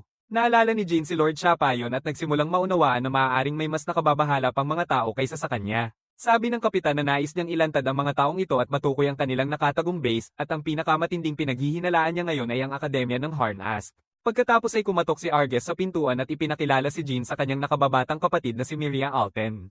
Ipinaliwanag niya na siya ay nag-aaral sa akademya at gagabay sa kanya doon. Agad na ipinapakita ni Miria ang kanyang matalim na dila habang tinatawag si Jin na isang mababang uri ng nilalang katulad ni Karina kanina. Agad na sinubukan siyang pigilan ng kapitan at pinaalalahanan na bastos ang ganitong paraan ng pagsasalita, ngunit patuloy pa rin siyang naninindigan na hindi niya sinasang-ayunan na ibigay ang isang napakahalagang gawain sa isang itinuturing niyang mababa ang uri. Itinuro niya ang kanyang bastos na ugali na ikinahiya ng kapitan at humingi siya ng paumanhin sa kanyang asal. Si Karina ay lumapit kay Jin at tahimik na bumulong na si Miria ay talagang napakagaling, ngunit ayaw na ayaw niya sa mga mababang uri. Patuloy na binabato ni Miria si Jin ng mga insulto at sinasabi na hindi niya tinitingnan si Jin bilang karapat-dapat na gampanan ng papel ng isang instruktor. Hakama pa nga ang nagpapalala sa sitwasyon ng basta-basta na lang ipinasilip na hindi marunong magbasa ang kanyang tagapag-alaga. Ngunit agad na pinuri ni Hakama kung gaano kalakas at kakayahan si Jin. Biglang napagtanto ni Karina na si Miria ang siyang kanina pang nag-utos sa mga estudyante ng akademya na atakihin si Arges. Umiikot na muli ang kapitan at muli siyang humihingi ng paumanhin at nangakong paparusahan ng maayos ang kanyang kapatid. Nagbago si Jin ng paksa at tinanong si Arges kung ano talaga ang inaasahan niyang ituturo sa akademya. Sagot ni Arges na mula sa kanyang obserbasyon, mukhang mahusay si Jin sa mga espiritual na sining, kaya naniniwala siyang siya ang perpektong tao upang turuan ng mga pangunahing kaalaman. Pagkatapos ay binanggit niya ang apat na pangunahing espiritu na sining bilang pagsindi, paglabas, pagyayelo, at paggaling, at ipinaliwanag na ang kakayahang magamit kahit dalawa sa mga ito ay dapat nang ituring na sapat. Nang marinig na ang mga pangunahing kaalaman dito ay binubuo lamang ng apat na espiritu, napagtanto ni Jin na ang leader ng mga tulisan kanina ay talagang magaling. Ang kakayahang ginamit niya ay maituturing ng isang espesyal na espiritu sa lugar na ito. Tahimik nang umingiti si Jin habang naisip na maaaring baguhin niya ang paraan ng pag-unawa ng mga tao sa panahong ito tungkol sa mga espesyal na kapangyarihang ito. Lumilipat ang kwento, isang linggo ang lumipas nang sa wakas ay panahon na para kunin ni Hakama ang kanyang pagsusulit sa pasukan sa akademya. Sabay na pumasok si Arges at Jin dahil nais din siya ang mag-asikaso sa mga tungkulin bilang instruktor ngayong taon. Mukhang bawat taon isang dibisyon mula sa Order ng Gabi ang kailangang punan ang posisyong ito at sa pagkakataong ito ay ang ikapitong dibisyon. Habang tahimik na naglalakad sa likod nila si Jin, patuloy na nakatitig sa kanya ang matabang lalaking si Rodman.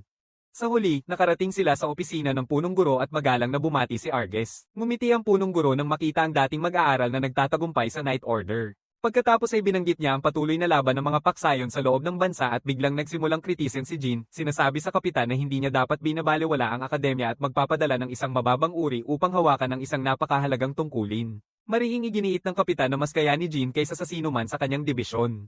Nang mapansin ng payat na daga na si Lord Gita na handa nang tanggapin ng punong guro si Jin bilang kanilang guro, agad niyang tinutulan ang ideya. Ngayon ay siya na ang kumukuha ng papel sa pagtuligsa sa mahirap na sinaunang tao at marihing pinaninindigan na hindi nila maaaring hayaang ang isang mababang uri ng tao ang umupo sa ganitong posisyon. Pagkatapos ay lumingon ng punong guro kay Lord Rodman at hiningi ang kanyang opinyon tungkol sa pagtutol na ito.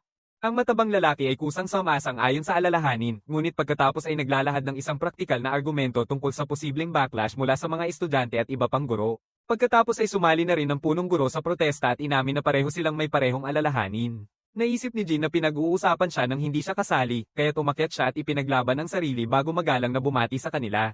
Maingat niyang ipinakikilala ang sarili ng may tamang paggalang, ipinapakita na kaya niyang manatiling kalmado kahit na banibiro siya ng hayagan. Pagkatapos ay direktang tinanong niya ang mga Panginoon kung sinusukat nila siya dahil sa tingin nilang mas mababa siya o dahil naniniwala silang kulang siya sa lakas na kailangan para sa tungkulin. Ngumiti ang punong guro at sinagot na ang tanging alalahanin nila ay kung tunay nga bang taglay niya ang kinakailangang kakayahan. Pagkatapos ay tinanong niya siya kung kaya niya itong patunayan sa kanila. Nang imungkahi ni Arges na sinubukan ng headmaster ang sarili, pumayag siya at isang mabilis na paligsahan sa labanan ng espiritu ang inayo sa Harnask Academy Spirit Arts Training Ground. Yung tuso at payat na daga ang haharap kay Jin, natawa habang sinasabi na hindi naman masyadong masisisi si Jin dahil kakaunti lang ang mga estudyante ngayon.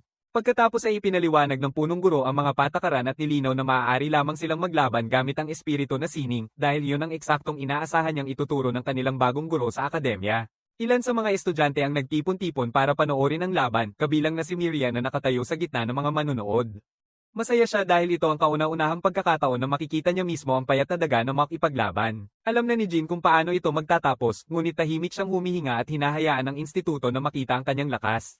Sa kabilang banda, nagsisimula ng makaramdam ng pagdududa si Arges. Ito ang unang pagkakataon na makikita niya mismo ang taong kanyang inirekomenda na makipaglaban sa harap ng iba at nag-aalala siya na baka mapahiya si Jin sa harap ng lahat. Samantala, si Lord Gita ay mukhang sobrang excited at tila sabik na tapusin agad ang laban habang pinapahiya si Jin.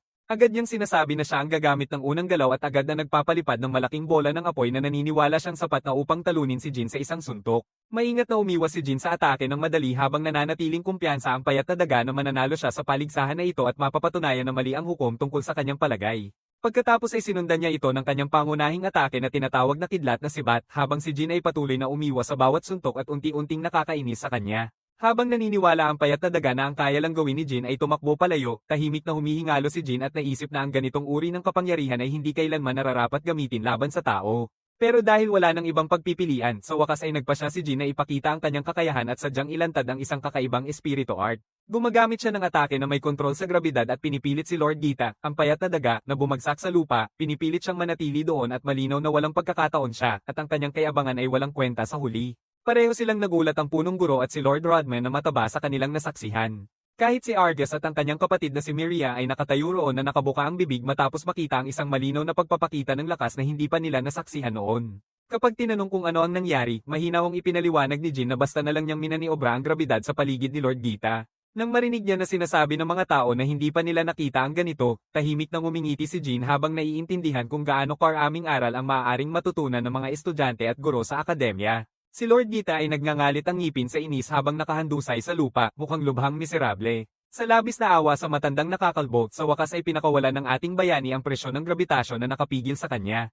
Nagwawala si Gita, sumisigaw na hindi dapat umiiral ang ganitong uri ng espiritu na teknolohiya. Pinipilit niyang gumagamit ang mababa ang antas ng isang uri ng ilegal na paraan.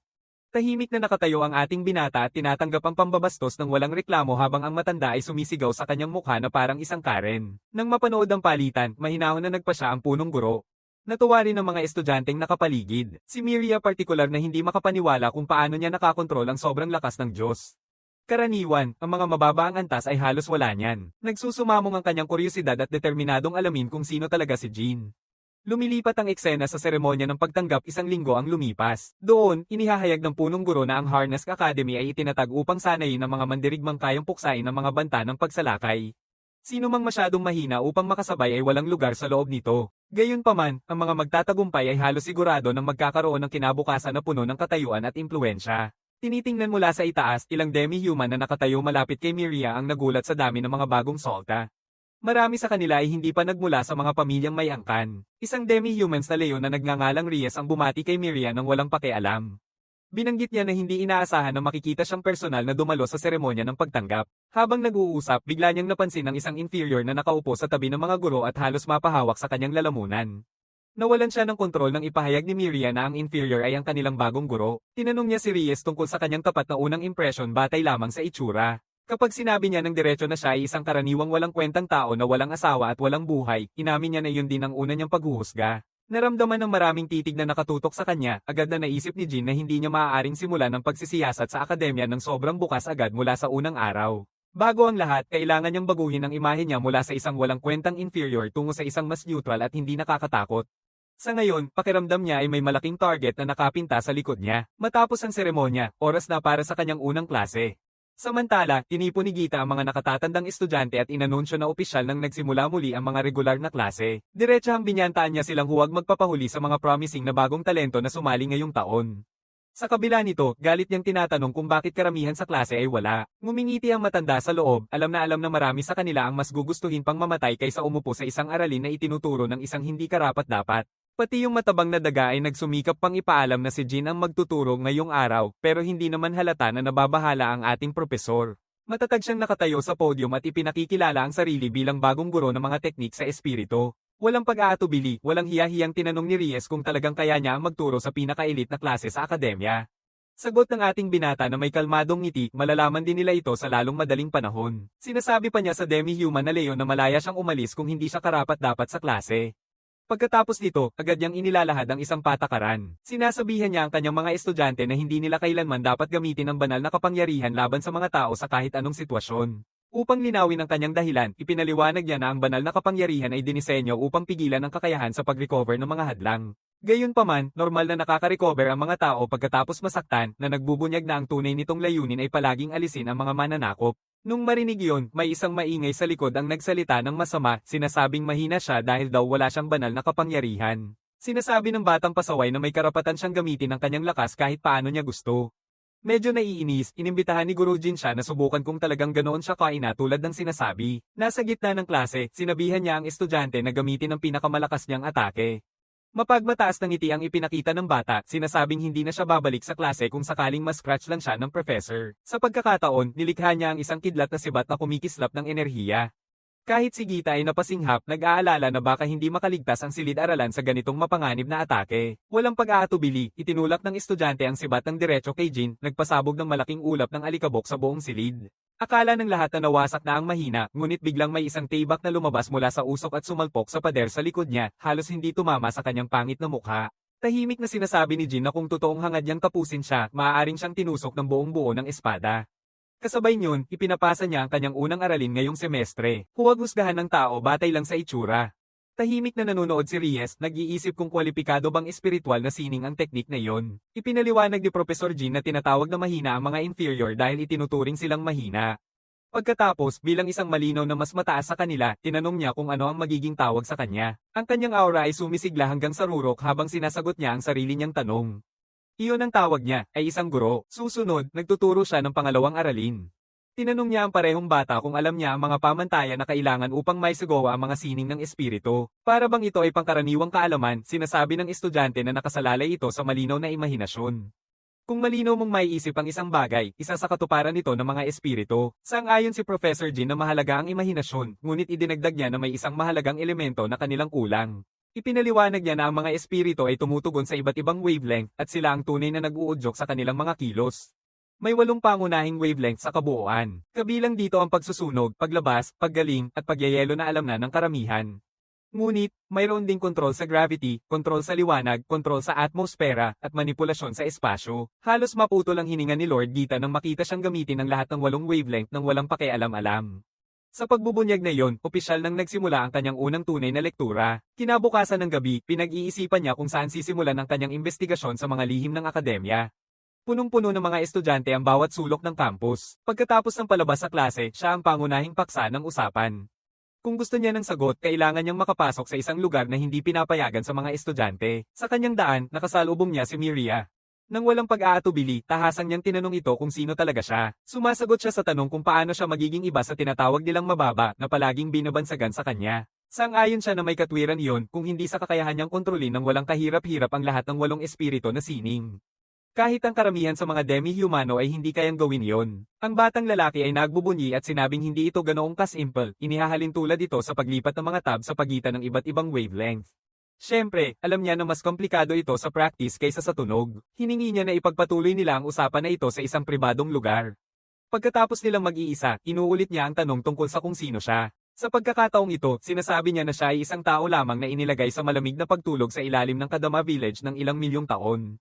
Upang pasayahin siya, tinanong niya kung ano ang sinasabi nitong ginawa bago ang hibernation. Sinasabi ni Jin ng tapat na siya ay isang ahente ng espesyal na puwersa para sa kanyang bansa. Kahit na lumipas na ang mga milenyo, malinaw pa rin niyang naaalala ang mga araw na iyon, parang nangyari lang kahapon. Nagtataka siya, tinatanong kung bakit isang taong lumaban para sa kanyang bansa ang naitalaga sa malamig na tulog. Nakaramdam siya ng kalungkutan, inamin na nabigo siya sa kanyang misyon. Talagang naniniwala siya na kung magsusumikap siya ng husto, may iligtas niya ang lahat. Pero sa huli, nabigo siya at nawala ang lahat. Sinasabi rin niya na hindi basta-basta naging propesor ang kanyang pagpili. Kailangan niya ang impluwensya ng pamilya Olten. Tuloy siya, tinanong niya kung saan sila pupunta. Mabilis siyang dinala sa isang mabahong lumang kwarto na ipinaliwanag niyang dating isang imbakan kung saan iniimbak ng mga guro ang kanilang mga gamit sa pagtuturo. Sa isang istante, agad siyang napansin ang estatwa ng Kwago. Tinanong niya kung ano talaga ang tunay na dahilan niya sa pagdadala sa kanya dito. Kaya, inamin ni Miriam na pinag-aaralan niya ang kakaibang bakanteng espasyo na nasa tabi lang ng silid na ito. Napakalaki nito para lang hindi magamit kaya't sigurado siyang may itinatagong mahalagang bagay dito. Agad na hinawakan ni Professor Jin ang estatwa ng kwago nang walang pag-aalinlangan. Nagtatanong siya sa kanyang sarili kung bakit niya pinapadama ang isang alikabok na lumang dekorasyon. Nang bahagyang iikot niya ito, bumukas ang mga bookshelf at nagpakita ng isang nakatagong daanan papunta sa mas malalim na bahagi. Kalma niyang binati siya sa pagiging tama tungkol sa pagkakaroon ng isang lihim na silid. Naiwan si Miriam na walang masabi, hindi makapaniwala kung paano niya nalutas ang mekanismo ng napakabilis. Ang aming propesor ng kalmado ay ipinaliwanag na napansin niya na ang kwago ang tanging malinis na bagay sa isang silid na natabunan ng makapal na layer ng alikabok. Pagkatapos niyon, sinabihan niya siyang manatili sa likod habang siya ay pumasok upang imbestigahan ang kainahinalang silid mag-isa. Nagulat si Miriam at matatag na sinabi na sasamahan niya siya. Pinapaalalahanan niya siya na maaaring may mapanganib na mananakop sa loob at hindi niya maaaring maprotektahan siya. Malinaw na ipinapakita ng Blondie na hindi dapat maliitin ang kanyang kakayahan. May kumpiyansa niyang sinasabi na siya ay mas mataas ang antas kaysa sa lahat sa kanyang klase, maliban sa kanyang kapatid na maaaring lampasan ang kanyang kakayahan. Nang marinig yon, nagpasya siyang paniwalaan siya. Maingat nilang binababa ang kanilang sarili sa lumang hagdang-hagdang na mas malalim pa kaysa sa inaasahan nila. Tahimik na pinapahalagahan ni Miriam kung gaano kadali ang magkontrol ng ilaw nang walang kahirap-hirap sa ganap na dilim. Jean na may kabiguan na nagbibiro na parang lugar ito ang perpektong dungeon para sa mga monster sa isang larong pantasya na ikinagulat ng babae sa kanyang gamer na binanggit. Muling nagtataka, binanggit niya muli ang kanyang kwento. Tinanong niya kung mayroon na siyang isang pangunahing suspect dahil di umano ang paghahanap sa mga banta ay kanyang espesyalidad. Hindi maiwasang maaliw siya sa bilis ng pagtanggap niya sa kanyang hindi kapanipaniwalang kwento. Bilang maliit na gantimpala sa kanyang pagtitiwala, ibinunyag niya na may malakas siyang hinala na maaaring kasangkot si Lord Rodman sa ilang paraan. Agad niyang tinanong kung bakit siya ganito katiyak. Ipinaliwanag ni Professor Jean na habang mukhang kaakit-akit ang lalaki kapag nagsasalita sa harap ng klase, may isang bagay na nakababahala sa kanya kapag mag-isa na ito. Sa mga tahimik na sandaling iyon, ang matabang halimaw ay naglalabas ng pakiramdam na may tinatago siyang masama. Ipinaliwanag niya na ang ganitong uri ng pag-uugali ay karaniwan sa mga taong ganap na iba sa persona na ipinapakita nila sa mundo. Bukod pa rito, halatang-halata na napaka-obserbante ng lalaki para sa isang guro. Inamin ni Miriam na nung una ay pinaghihinala niya si Lord Gita. Ngunit binabalewala ni Jean ang kanyang teorya, ipinapakita na ang isang taong walang kontrol sa kanyang emosyon ay hindi kailanman makakagawa ng isang tunay na masama. Sa kanyang pagkabigla, sinasabi pa niya na marahil mabuti ang puso ng matandang baliw na may mga kulubat na ito. Sa wakas, narating nila ang ilalim ng hagdang-hagdang na nagbubukas sa isang malaking hall na puno ng alikabok. Lalong napapakamot ang mga mata ni Miriam sa gulat sa napakalaking labor into na nakatago sa ilalim mismo ng campus. Biglang huminto si Jean sa paglakad dahil ganoon din siya nabigla. Hindi niya kailanman naisip na matatagpuan niya ang laboratorio ni Kagura na nakatago sa isang lugar na tulad nito. Nang tiningnan ni Jean ang mga pinto ang pinoprotektahan ng nanomachine na tinatawag ng mga tao sa panahong ito ng mga espiritu, naging sigurado siya na ito talaga ang laboratorio ni Kagura. Nervyos si Miriam dahil kahit matagal na siyang naghahanap, hindi niya natuklasan ang malaking pintuang ito na nakatago sa ilalim ng akademya buong panahon. Ipinaliwanag ni Jean sa kanya na ang mga ordinaryong tao ay mangangailangan ng isang espesyal na susi para mabuksan ang ganitong pinto. Naalala niya kung paano minana ni Hakama ang susi nung nasa Koldama Village at naniniwala siyang may isang tao dito na minana rin ang katulad na susi sa parehong paraan. Gayunpaman, alam na ni Jean na siya mismo ay automatikong may buong access, kaya't mahinahon niyang itinaas ang kamay niya paabante. Agad na nakikilala ng sistema ng kondado siya bilang taong may pinakamataas na antas ng awtoridad at mabilis na binubuksan ang pinto para sa kanya. Habang unti-unting bumubukas ang malaking mga pinto, naisip ni Jean kung ang sinusubukan palitan ng mga pinuno ng bansang ito ay maaaring rin isang taong may access sa lugar na ito. Samantala, nananatili si Miriam na nakatayo roon na hindi makapaniwala, hindi makapagproseso na may ganitong bagay na matagal nang nasa ilalim mismo ng kanilang akademya.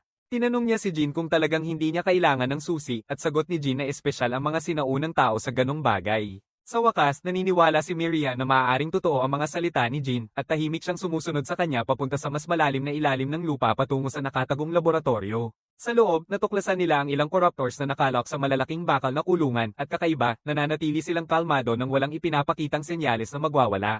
Iniisip ni Jean ang mga corruptors na ikinulong ng mga tulisan kanina at naaalala kung paano sila nanatiling hindi karaniwang tahimik hanggang sa tuluyang mapalaya. Pero ang pinaka-nakababahala sa kanya ay kung paano may lilipat ng sinuman ang ganitong kalaking mga corruptor papunta sa isang lugar na tulad nito nang hindi napapansin. Inamin ni Miriam na maaaring tama nga ang hinala ng kanyang kapatid tungkol sa akademyang ito. Iminumungkahi niya na magtago na lang ng tahimik dito at maghintay para ma-ambush nila kung sino man ang responsable dahil tiyak na babalik ang mga salarin dito sooner or later. Pero sin embargo, Jean le Daisque en lugar de quedarse esperando, deberían celar rápidamente la Academia y enfrentarse primero a estos corruptores. Sinasabi ni Miria na hindi nila maaaring pahintulutan na makatakas ang utak sa likod ng planong ito, ngunit ipinaliwanag ni Jean na ang proteksyon ng mga estudyante ang dapat unahin dahil kung magsimula ang mga corruptor na magwala, ilalagay nito sa panganib ang bawat buhay sa akademya. Nang sabihin niya na marahil ay gagawin din ng kanyang kapatid ang parehong desisyon, sa wakas ay sumang-ayon na ang babae sa kanyang paraan. Pagkatapos ay idinagdag ni Jean na may masamang pakiramdam siya tungkol sa lahat ng ito at kapag nararamdaman niya iyon, karaniwang tama ang kanyang mga pakiramdam. Sinasabi niya na susubukan niyang siyasatin pa ng kaunti ang laboratorio at hinihiling niya sa kanya na bumalik na at dalhin ang kanyang kapatid upang maipataw ang curfew sa akademya at maprotektahan ang mga estudyante. Pagkatapos siyang ipadala pabalik sa ibabaw, mas lalong pumasok si Jean sa ilalim ng lupa, umaasang makakita ng mahahalagang palatandaan.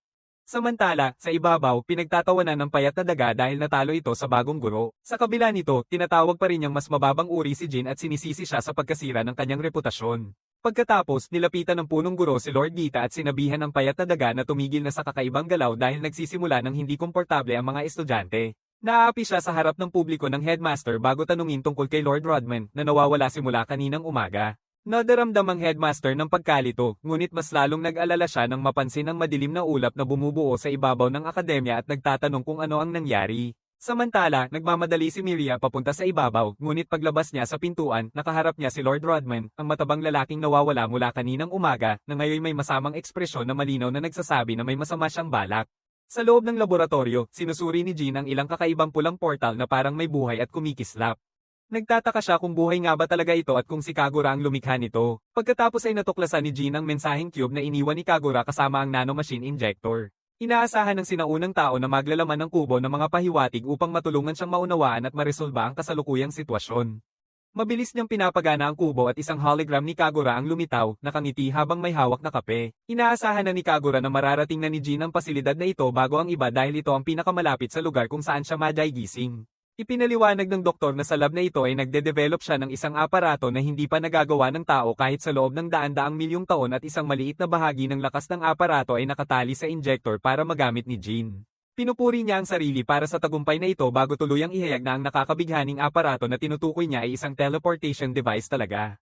Hinding-hindi niya inakalang kayang makagawa si Kagura ng isang bagay na ganito kalaki, ngunit ngayon ay nagsisimula ng magkaisa-isa ang lahat. Binanggit ni Arges na bigla na lang nagsulputan ang mga mananakop sa buong lungsod. Nagsisimula ng mag-ingay ang mga kampana sa kanyang ulo dahil malamang na ang may-ari ng device na ito ang nasa likod ng lahat, lalo na't may buong zone ng mga halimaw na naka-lockdown dito. Pagkatapos ay napansin niya na may kakaiba sa nakuhang mensahe ng baliw na siyentipiko. Ang orihinal na aparato ng teleportasyon ay kulay asul na purong-puro. Kung totoo yun, ano ang kalokohang itong pulang aparato na nakatayo sa harap niya ngayon, sa sandaling tumunog ang malapit na orasan ng alas 12, sumabog ito ng marahas na ingay. Pinipigil ni Jean ang sarili, naghahanda sa anumang bangungot na maaaring lumabas dito. Sa halip, biglang naglaho ng parang bula ang lahat ng mga mananakop sa loob ng mga kulungan. Sa ibabaw, nasasaksihan ni Arges at ng mga banal na kawal ang kanilang pinakamasamang bangungot na unti-unting nagaganap sa harap nila. Daang-daang mananakop ang bumabagsak mula sa langit papunta sa kabisera para bang pumasok sila sa isang labanang battle royale. Sa ilalim ng lupa, tumingin si matandang mataba na may mamantika at nakakatakot ng ngiti kay Miria. Tinanong niya ng mapagmataas kung bakit tila siya kinakabahan at hindi mapakali. Malumanay na sinabihan ni Miria ang baboy na responsable sa lahat ng ito na tumigil maliban na lang kung gusto niyang makipaglaban. Tuwang-tuwa, aminin ni Lord Rodman na matagal na niyang pinaghihinalaang iniimbestigahan siya ni Miria. Sa kasamaang palad para sa kanya, naisip niya lang ito ng huli. Nang tanungin ni Miria kung ano ang ibig sabihin yun, mahinahon niyang idineklara na dumating na ang araw ng paghukom. Ang kalbo na kamatis ay huminga ng malalim, ipinapakita na originally niyang pinlano na ipagpaliban ang pangyayaring ito.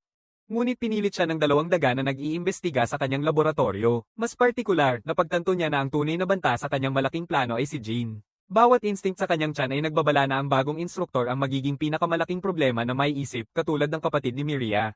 Hindi na niya kailangang magpasya pa, alam na niyang si Jean ang nakatuklas ng nakatagong daanan.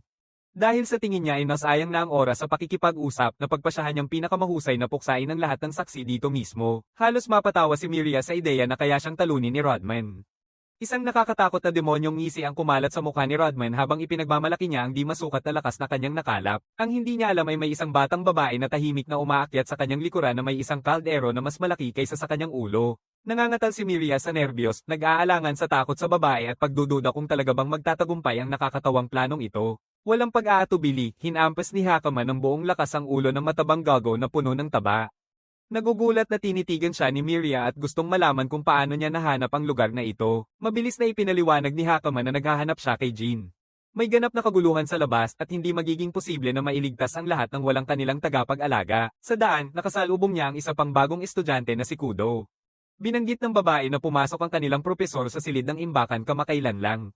Ang bagong babae ay medyo nakakaramdam ng guilt sa pagtomba sa isang guro, ngunit iginiit ni Hakama na karapat-dapat ito sa lahat ng ginawa niya. Bukod pa rito, dahil hindi niya nakita ang mga mukha nila mula sa likod, madali nilang maipaparatang ang sisi sa prinsesang blonde kung sakaling sumablay ang lahat. Sa sandaling iyon, sa wakas ay narating ni Jean ang tuktok ng hagdang. Nanginigil, tinatanong niya kung ano ang nangyari nang makita ang isang malambot na baboy sa sahig na parang nahulog na bowling pin. Hakama agad siyang pinukaw at sinabing ang labas na lungsod ay ganap ng nagkagulo. Hindi siya nagulat dahil alam na niya na iisa lang ang destinasyon na pwedeng puntahan ng mga salarin sa laboratorio. Nanginginig ang kulay ni Miria habang sumisid sa kanya ang katotohanan at walang pag-aatubili nilang tatlo ay tumakbo palabas. Nag-aapoy ang mga sunog sa buong lungsod at halos kalahati nito ay wasak na. Natatakot na mga mamamayan ay nagkakahiwa-hiwalay sa bawat direksyon habang nagkakagulo ang lahat. Sa lahat ng mga nilalang na sumalakay, isang halimaw na kahawig ni Vilgax na napakalaki ang pinakamatindi sa lahat. Nakikita ang kanyang minamahal na tahanan na naging ganito, hindi makapagsalita si Miria. Samantala, muling nararamdaman ni Jean ang bigat ng kabiguan na sumisiksik sa kanyang dibdib, iniisip na sana ay nasira niya ang aparato noong may pagkakataon pa siya.